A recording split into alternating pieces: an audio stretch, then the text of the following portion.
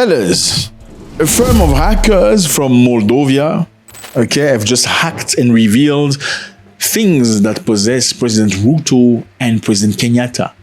Yes, so hackers have entered this institution where you keep all the data about who owns which business, who is a partner in which business, who's the investor, on whose name a business is registered. They have found all this data exposing the president of Kenya and his predecessor and their family on how much things they own. This is a shocker.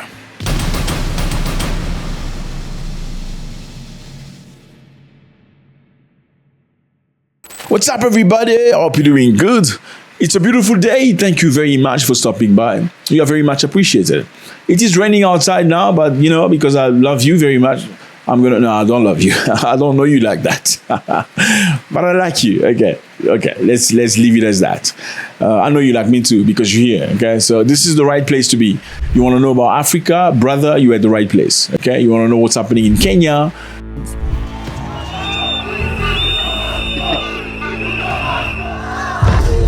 You're at the right place. You want to know what's happening in Nigeria, Uganda, Tanzania, you're at the right place. Okay, so today we're talking about something very interesting.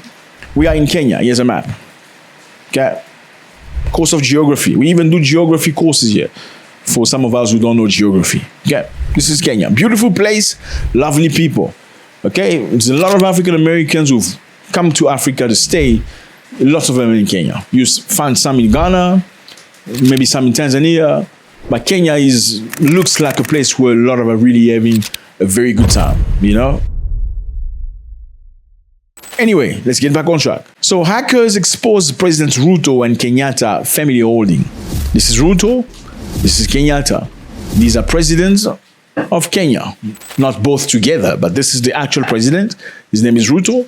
This is Kenyatta. He's the previous president. He's the son of another president. I don't know why presidents gets to make presidents baby. I don't understand, but yeah, anyway, that's what happens in Africa. However, no, there's a situation here where hackers have exposed these presidents and their families' money and riches. I think it's very interesting.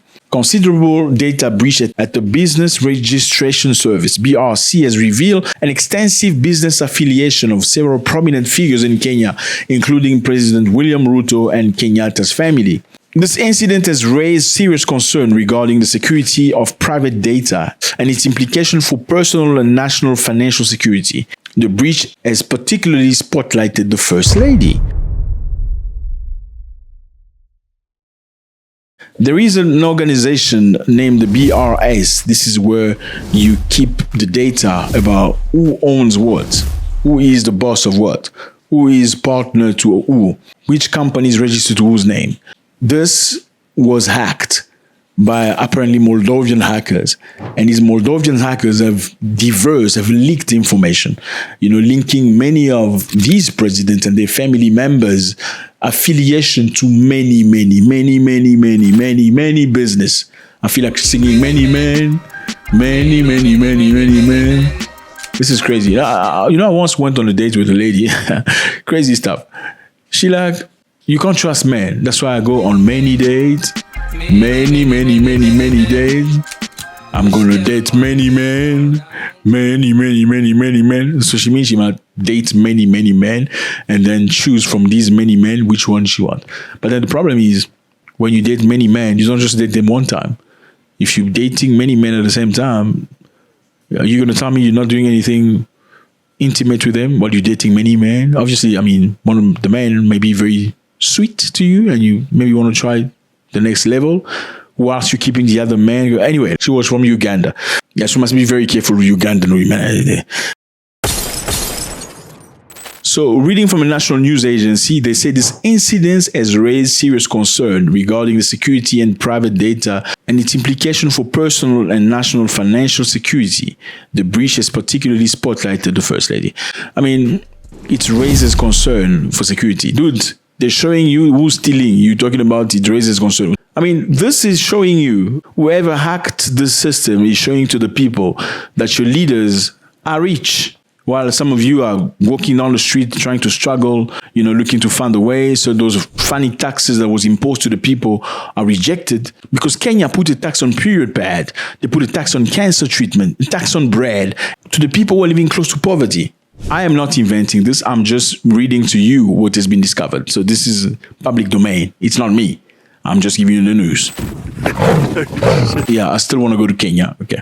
The report indicates that the first lady, along with her son, has connection to several companies. Notably, the daughter is identified as the owner of one of Kenya's most luxurious R&B properties.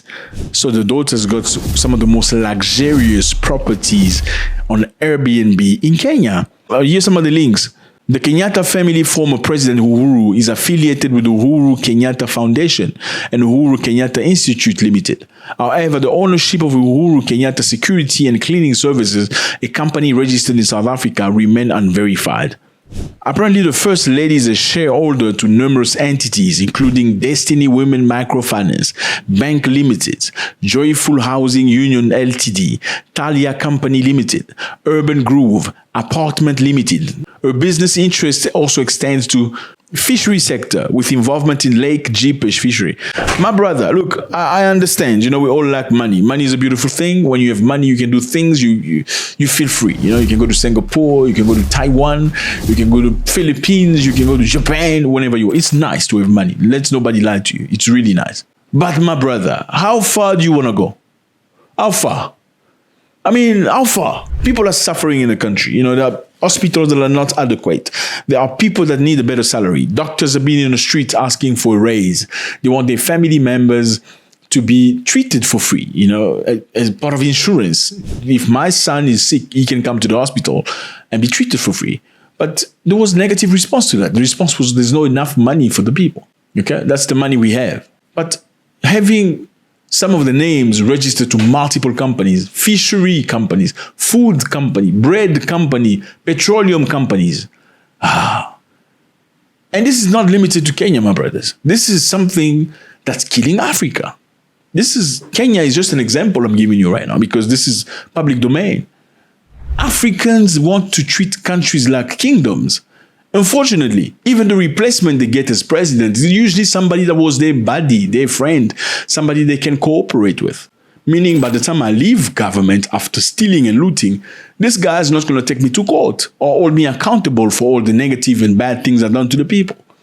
So is there really democracy in Africa? It's a big question. Are the people being listened to or the people are being imposed a lifestyle, a choice? People being imposed laws and rules and regulations? Question mark. Well, props to Kenyans for having the courage to come to the street and ask for justice. Even though many fell, many were unalived, many were abducted, put in jail for no reason. Many, I believe, are still kept.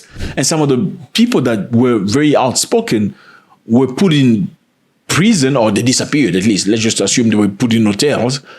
By the time they came out, they said, no, we're not speaking anymore. We're done. Why? Africa is for all of us. And this will never change. The pain will never stop if we don't see that way. Let's make our countries better. People are being blamed. Kenyans go to Saudi Arabia. They go to Lebanon. They go looking for better life, working as domestic workers. In most cases, they are mistreated.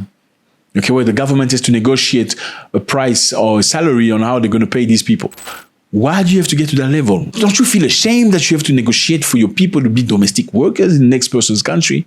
I'm sorry, but I understand many people's parents were domestic workers, but that is not a glorious job in 2024 for somebody or 25, whatever, someone who's young. It is not. I can understand back in time, that was the only way to make money for some of our parents, but not today. Why are we signing agreements on how much money these people are going to be paid if we can't generate money in a country? I think we need to love the country more than we love our pockets. I don't see why you would have your name on thousands of companies or even hundreds or even multiple tens of thousands of. No, it makes no sense. It's the same thing. You go to the Democratic Republic of Congo, you find there is a family that owns something in everything. There is a family that has business in fish, business in cows, business in goat, business in agriculture, business in everything. Bread, it's them. Transportation, it's them. Come on, man. What's wrong with the people? And when they're doing business, they come to the immigration tax-free. So when they import things into the country, things that belongs to that family will come in tax-free. So whoever tries to do the same business has to pay tax at the border. How do you want people to compete? Then you get upset when people don't like you, don't support you. What have you done for the people? It's a big question mark. I mean, sometimes when I hear Trump say, these are shithole country, I think the guy is telling the truth. I mean, where is he wrong? Where is he wrong? God bless.